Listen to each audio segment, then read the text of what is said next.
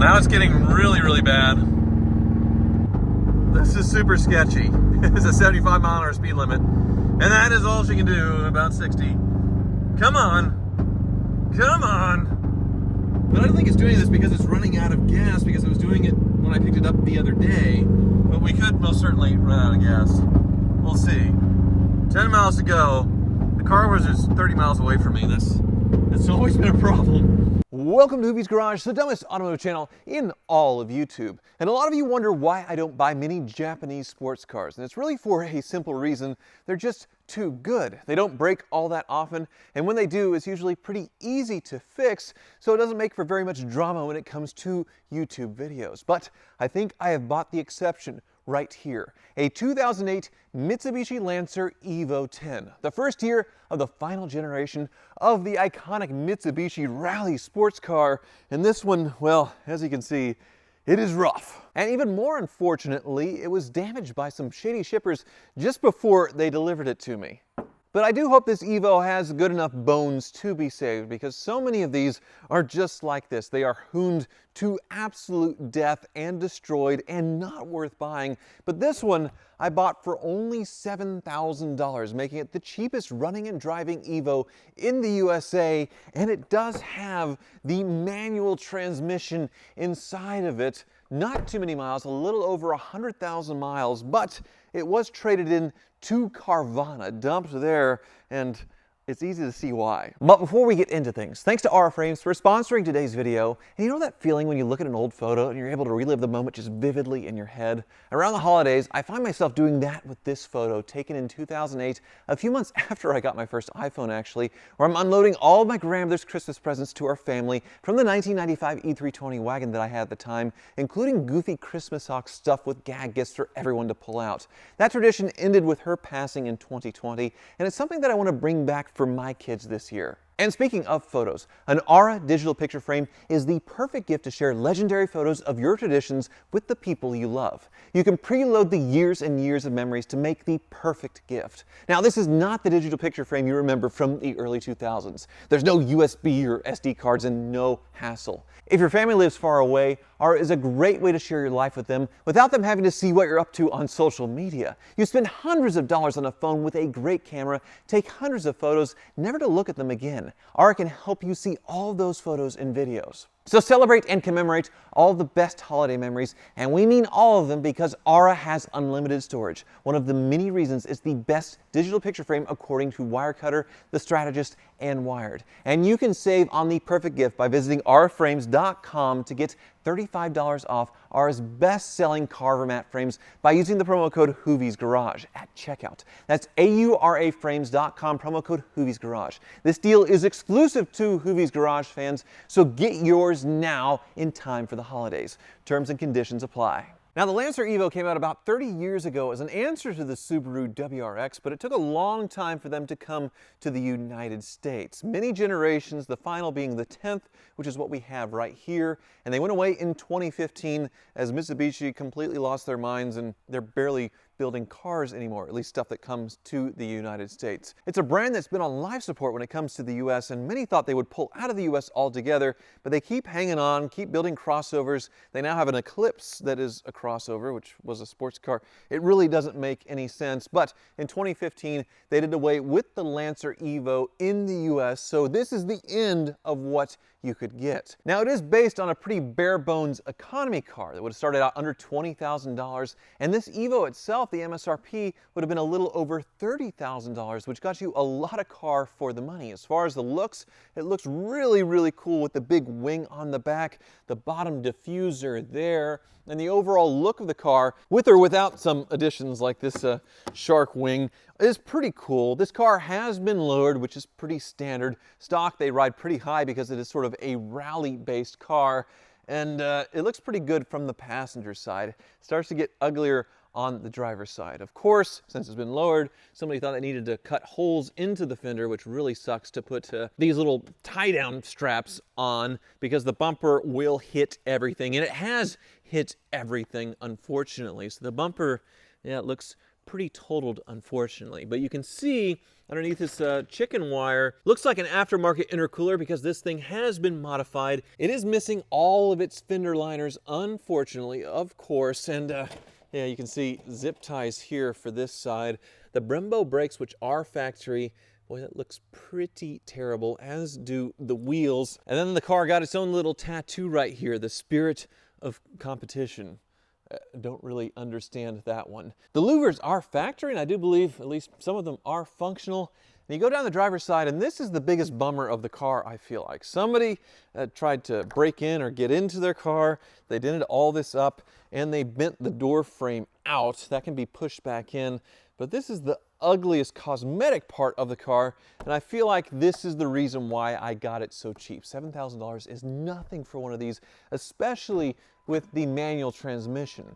There were 2 trims of the Evo, and everybody had to buy the bottom trim if they wanted the manual transmission because the top trim only had an early DSG automatic. Now this one wasn't optioned with the Recaros, which is pretty cool, but you can probably see what's going on in the back seat, unfortunately. The totally illegal window tint might have been hiding it though, but this is the exhaust and some of the underbody panels, which were attached to the car when I bought it, in the pictures from Carvana, which were very detailed. But what appears to have happened is when the car was being loaded onto the truck, it caught on the truck, was pulled off violently, and then they just shoved it all in the back seat, and then delayed shipping for about a week while they tried to figure out what to do. I don't know why it took so long for it to get here. But when it was finally about to show up, they asked if they could deliver it to the dealership, my buddy Euro-Asian Bob's, in the middle of the night because they're coming in late and just do a key drop and all that stuff.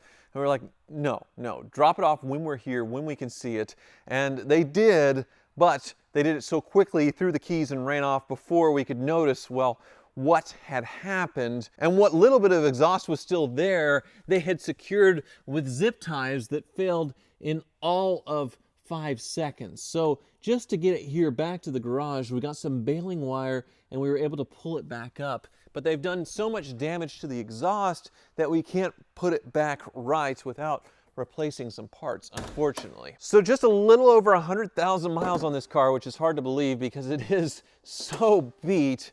And under the hood, 290 horsepower when stock, but obviously this one has been modified with all the stuff a Hooner would do on a particular budget. But it does run pretty well for a little while. Carvana mentioned that the engine wasn't boosting, and I think they're wrong. I think there's something else going on, and it only happens after the engine is warmed up. We'll get into it when I drive it, but you can see there's the exhaust out the back, and there's unfortunately the damage there in the flex pipe as you go down from it being ripped away. It also has a strut brace. You can see the intake, all that stuff, but nothing too crazy looking as far as broken under the hood. We'll reserve final judgment with the Car Wizard, but for $7,000, I do feel like this is an absolute bargain because it hasn't been wrecked. I'm not noticing any paint work. The drivetrain does seem solid with one exception. I'll get to that in a little bit, but oh, I was trying to put the key in, and actually they just replaced it with a push button. Interesting, it's not working. Okay, let's see if we can get the trunk to open. There we go, okay.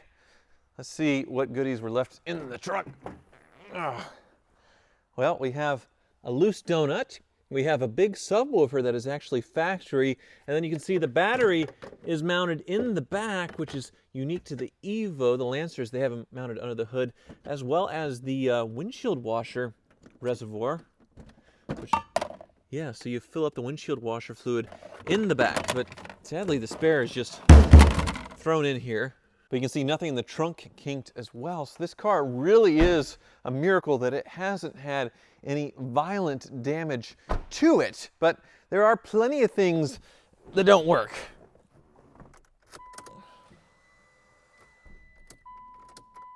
That was weird. There we go. As you can see, starts right up. Gauge is working. We have the check engine light. Warning for tire pressure, aftermarket wheels, warning for inspection, and then I believe a warning for all-wheel drive. Will we get there eventually? So this button here should let me toggle through all of this. Yeah, there is the all-wheel drive service required. A lot of things. And then we also have some aftermarket gauges. This one for the air-fuel ratio, which isn't working, which makes me wonder if that's where I'm having my issues. Boost gauge, though, working just fine. And she is boosting. So what I got was actually a serviceable, drivable Evo for only $7,000. And if the exhaust wasn't ripped off, it'd actually be a pretty nice place to be for about 5-10 minutes before it starts falling on his face. So let's do that as we go up to the Car Wizards. All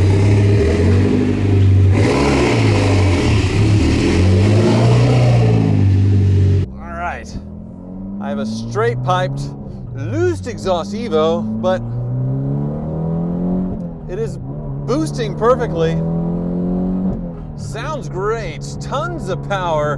Kind of funny that it's still a 5-speed manual. Even in 2008, they weren't doing a 6-speed. And one of the other disclosures from Carvana was a grinding transmission. And I'm really surprised they even bothered to disclose it, because the only time it grinds is between 4th and 5th. And it's just barely, just that pop was the exhaust bouncing on the ground. Just barely doing it. If I put it in 5th slowly, then I don't even feel it at all. But in the gears that you would use to drive aggressively, it's just fine. So hopefully a transmission flush and some additive will get rid of that little grind there, but if not, not a big deal. That exhaust though,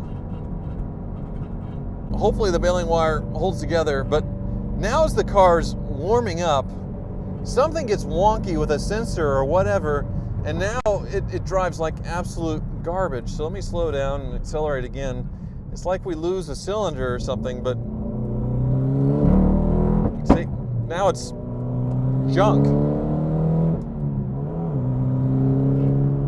So I feel like that's a good thing that cold it's driving normally, and then once it's warmed up, there's some parameter in the sensors or whatever, mass airflow or whatever, that's throwing everything off and making it run like doo-doo. I got me a Hoopty Evo, and that exhaust is already properly destroyed, so I'm not hurting it anymore with the dragging on the ground. But it shouldn't drag all the time.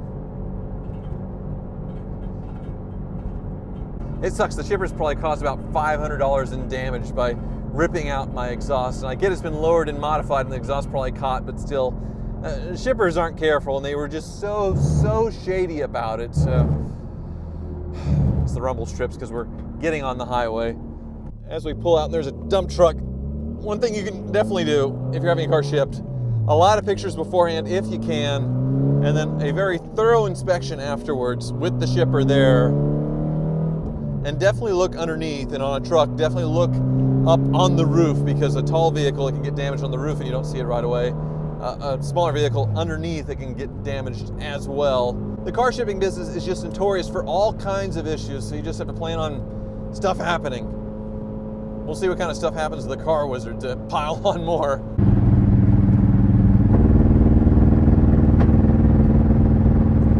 Now it's getting really bad. Really bad. My top speed's about 50 miles an hour. Huh. Oh, crap.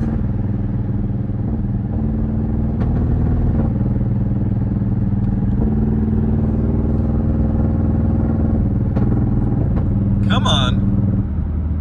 Oh, it's totally noping out now. Seriously? Can we make it to this exit? Is it overheating? I think it doesn't have a temp gauge. Doesn't seem like it is. All right, I'm pulling off. It idles just fine. What in the heck?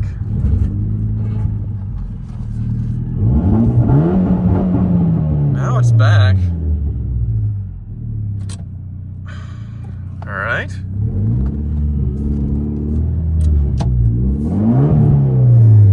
Thing is just not happy. Let's try the next mile here. All right, we have all the power back again.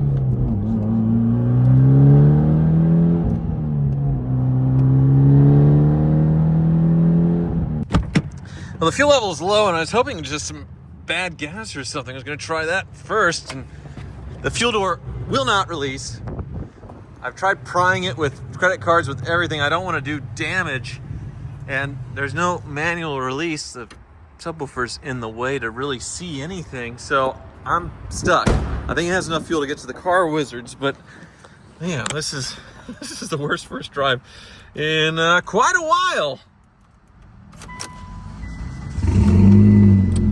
Hopefully that's enough.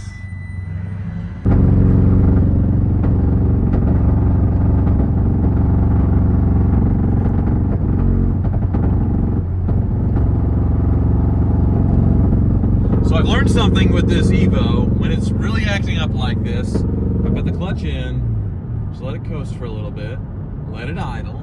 Idle's fine. And then I give it a few revs. See, it goes back to normal, more or less. And then I can go. Well, I thought I could go. There we go. Come on. Gives me some power back. This is super sketchy. It's a 75 mile an hour speed limit. And that is all she can do, about 60. Come on. Come on. But I don't think it's doing this because it's running out of gas, because it was doing it when I picked it up the other day. But we could most certainly run out of gas. We'll see. 10 miles to go. The car was just 30 miles away from me. That's always been a problem. We got most of the power back as we got to the car wizard. So like I said, there's some sensor or something acting up. But we made it. That was real iffy there. Horn works at least.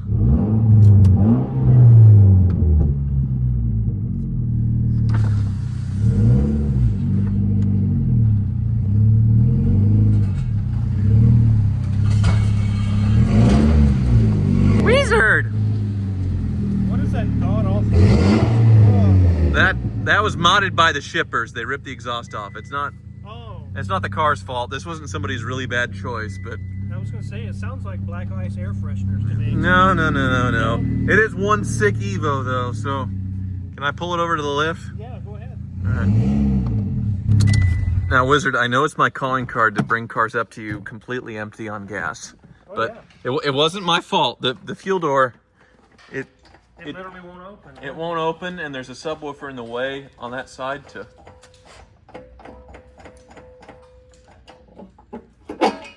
I just needed two people. Yeah. As I was pulling it, it wasn't releasing the clip. Okay. Okay, yeah, we can put some gas in it for you. Premium fuel only. Yeah. Well, I think it's supposed to pop somewhere, and it's not popping, so yeah. I needed one really long arm, Stretch Armstrong situation to pull that and do this, and yeah. So that's something that needs addressing, but okay. Yeah, this thing, it's pretty beat. I mean, I'll admit, this isn't very attractive where someone tries to pry their way into the door and they've misaligned the door, obviously. Oh, man. And all the rims are bent and look like hell, but it's a car that hasn't been hit. It has a little over 100,000 miles on it. Yeah, I know you hate modded stuff. Yeah, you just don't know what they did, how far they go. It looks like it has the, is this Mansory edition? Oh, Wizard, you're going to get in trouble. You're going to start a feud there. But no, you know, the normal add boost to the turbo thing, the strut brace, but like the engine looks pretty stock. I don't know tune-wise what's going on, but it runs like absolute garbage when it's warmed up. When it's warmed up. So first start in the first 5 minutes, perfect, boost, smooth, great, other than the exhaust being a total nightmare. But then as it warms up, it starts just falling on its face, like almost not running. So I'll pull off, I'll let it idle for a little bit, I'll rev it a few times, and it'll go again. But it wouldn't go 40 miles an hour at one point on the way up here. So I'll use my wizard abilities here.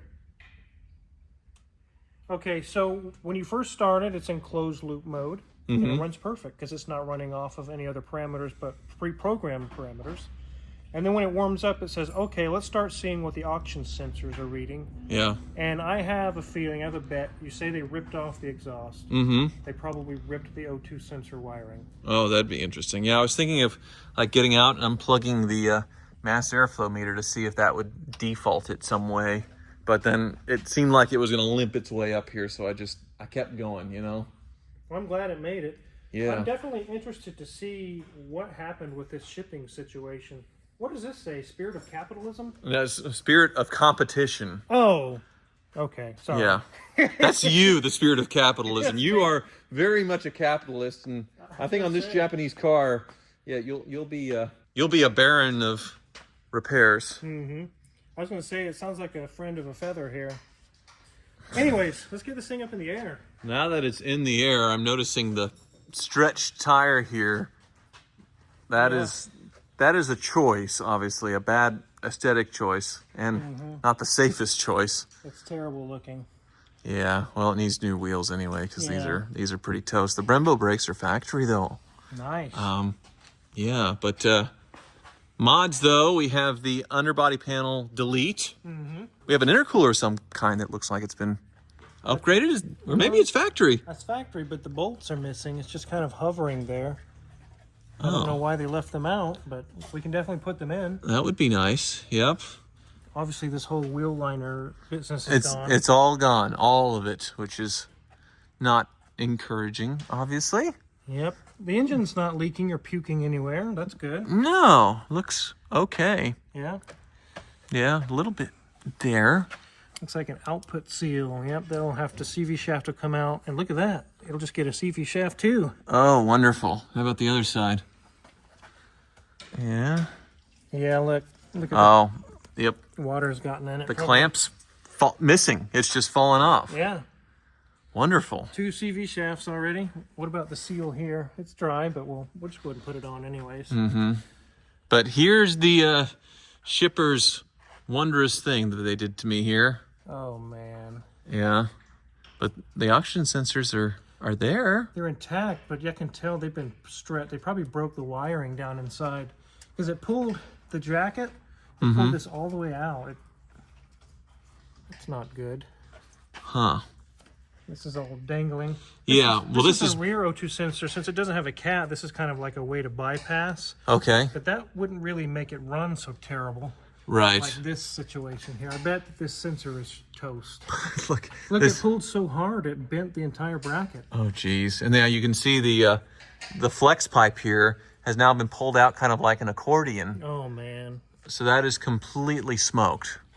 Oh, and you see it's crinkled here? Oh, yeah? It pulled so tightly on the sensor that it pulled the tubing. Wonderful. That sensor's toast. Yeah, the rest of the muffler's in the back seat, so that was a bad deal. And then they put it up with zip ties, which lasted all of like 2 minutes. Enough for them to drop the car, run, and then the exhaust basically fell on the ground. So we put this baling wire up just to get it here, you know? Nice. Well, it's going to need basically... Well, looks like tore that all there in two, all that. Yeah.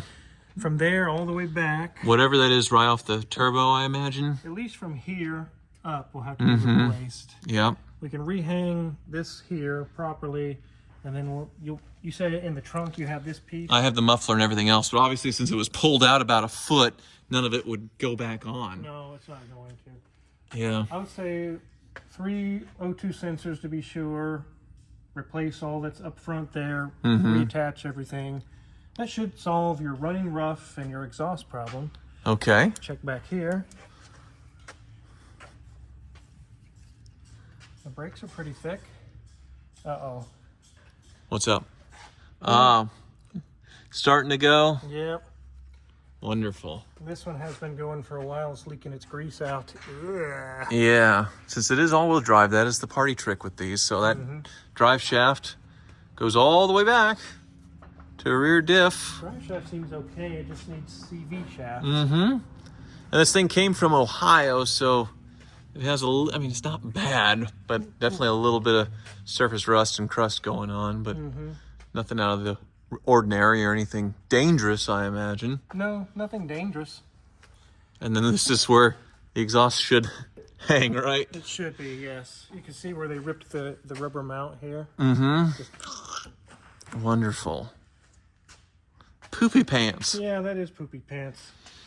And they just kind of just dumped you with it that way, huh? They tried to deliver it in the middle of the night. Say, hey, we're coming in late. The car disappeared for a week after they picked it up, so it was like, what the heck's going on? And then they wanted to just drop the key in the middle of the night. It's like, no, deliver it in person. So they did, but they dropped it, just left, you know, before, like, you don't really usually crawl underneath and inspect things, but I should have, obviously. So we've known each other for, what, like 15 years? Yeah. And this has always been a problem with shippers. Shippers. Every year, all the time. It's just never showing up when they're supposed to, always late. And yeah, I've had several incidents where things get damaged, especially on low cars, but it is what it is, you know? Yeah, just got to get it fixed and move on. So the suspension was lowered at some point, but... Oh, it's a broken spring. Oh, or they cut the spring. No, that looks like a crack. That's not cut. Oh, well, crap. How about the other side? Same. What, so it just naturally lowered itself? It did. That's broken. That's not purposely cut. That's a perfect crack. You can see it. Oh, crap. Okay. Crack. Yeah, what about the front? Because it's lower too. Oh, Jesus, it looks original. What in the heck? I wonder if they just cut a coil on that one. Yeah. Everything looks intact in the front. Definitely needs new springs and stuff in the back. Okay. Cool Bummer. car. Yeah. It really is a cool car. I want to love it. And I do, but it's just so much work to do. I suppose. All we can do is fix it. The thing is, these are already pretty hot collectibles, and finding any of them with a manual for under 10 grand is pretty much impossible. So to get it for 7, even with the shipping damage, it's an okay deal.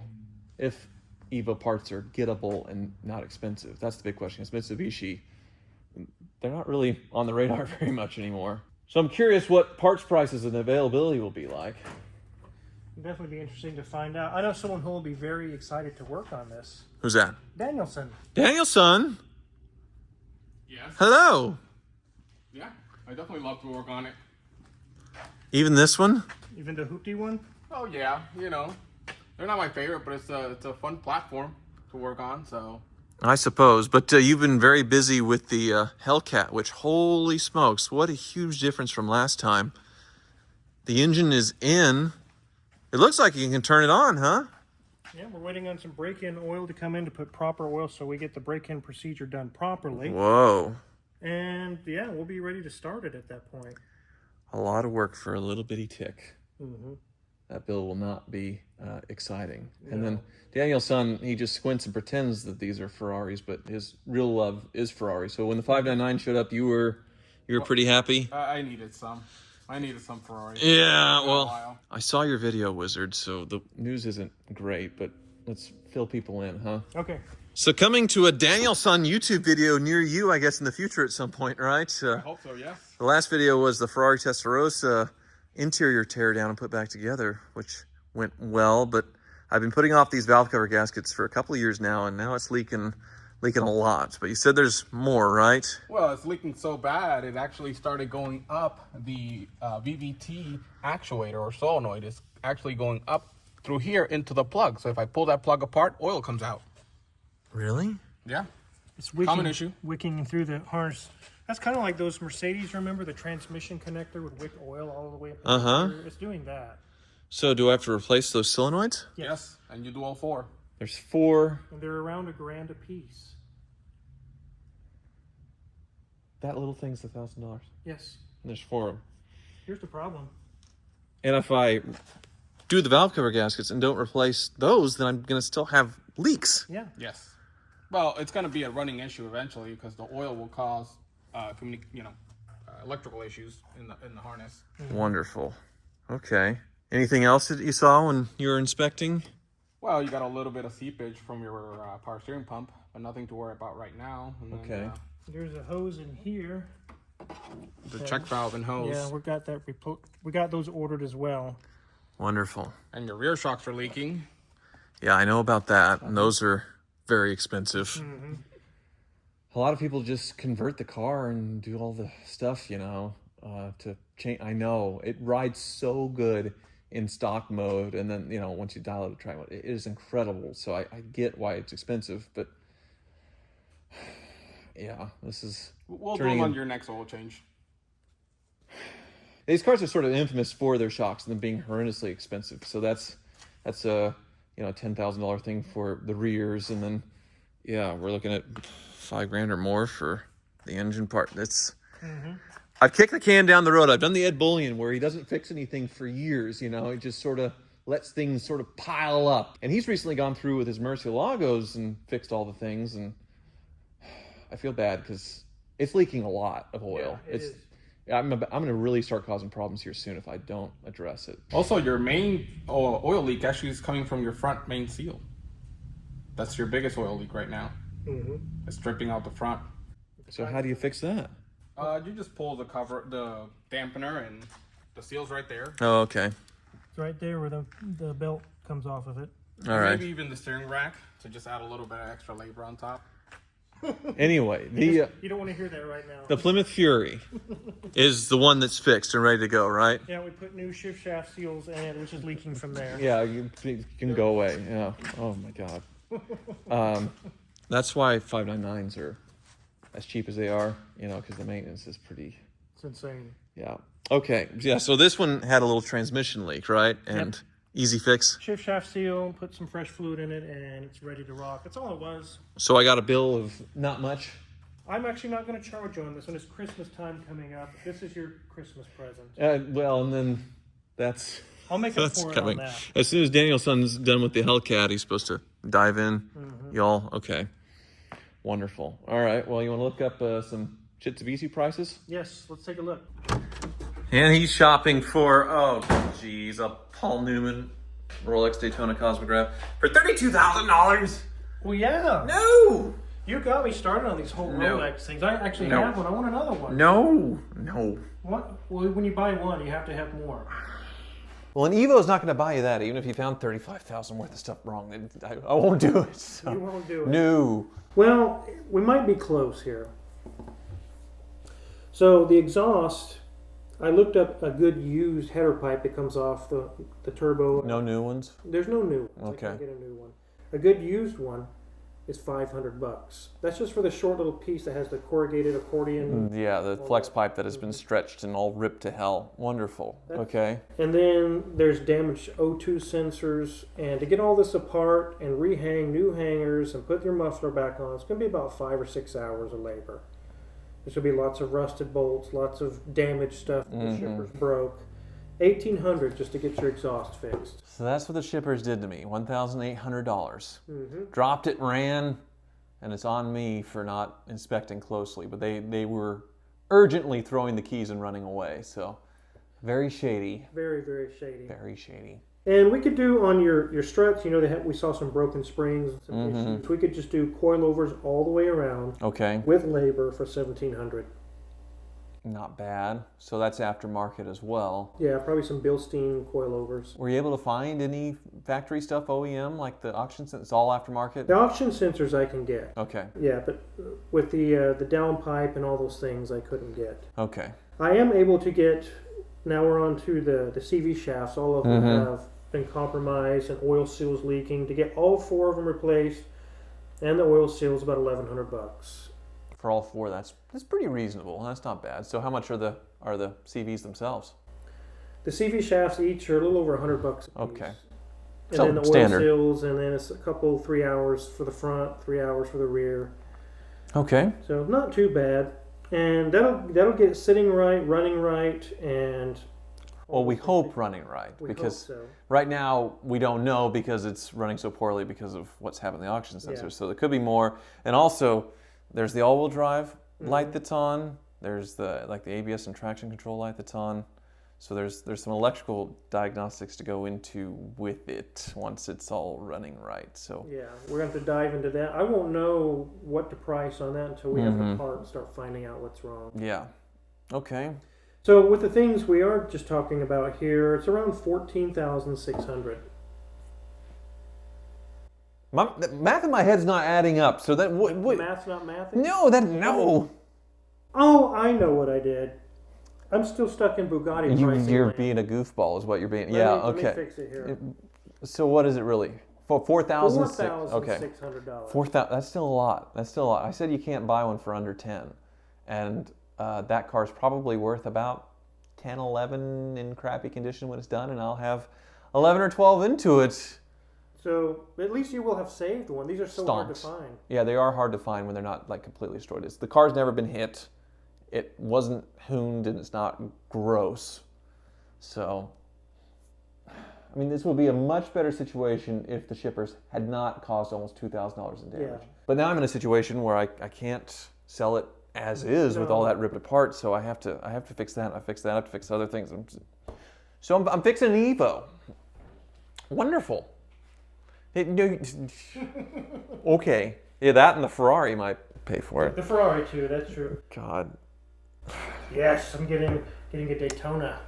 Thank you so much for watching. I'm glad you got your Christmas gift there, Wizard. Yeah.